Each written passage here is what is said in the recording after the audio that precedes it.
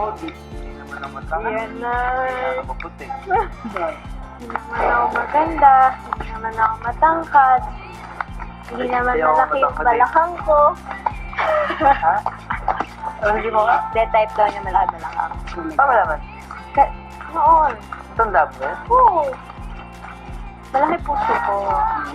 Yun lang ma-offer ko. O, yun naman pala eh. Offer mo sa kanya. Sa loob ng bahay, sina McCoy at Liz patuloy ang pagbabonding. Sige, pag ikaw nahiwa na naman. Ubusin ko na nga daliri ko eh. Lagay natin sa ulam. You know, para lang love yan. Kahit nasusugatan. Joke lang. Hindi ka mamiyak sa love mo na naman. Family. Love, ba't iiyak ka doon? Oh. Ano ko? Natin pilitin na wala. Yun na. Kuya, nung gaano ka tin?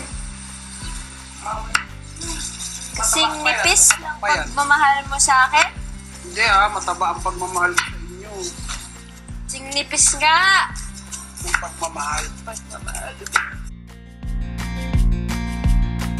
Naging partner ba kita sa mall?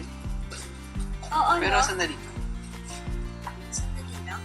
Entrance. Oo. Kasi wala akong kilala, di ba? Eh, di So, naman ako. ginamit mo lang ako. Hindi kita ginamit. Eh, Grabe Ikaw siya! Alam mo, mukha ko mag-isa doon. Oh. Ikaw kasi marami kang kilala. Sikat ka ako. Di naman ako sikat. Wala rin ako kilala nun na. Bago din ako na. Kung sabihin, ginamit mo din ako. Oh, edi, wow! Oo, ano. Ano ba kayo? Magkaibigan dati. Ko alam dyan. Ako talaga yung ex niya ngayon. Kami na. Ang ex, hindi na binabalikan. Tanda mo yan, Elise. Maya-maya si Elise na isipang maglaba. Sige na ba ka? Sa'yo ba to? Hindi. I'll wash. Huwag na. Kulit nito. Naglalaban na nga eh, sayang naman. Ako na nga. Sayang sa tubig, sa sabon, sa effort. Ikaw, ugutan mo pa ako. Ayun, nalaban ng drip pa. Hindi na. Nakakahiya naman sa'yo. Hindi ako matulong eh. Anong pangalan? Wala lang, sususan ako eh. Grabe ka. Wala lang naman, sanay na ako. Sanay na ako parang hangin. Ay, iba.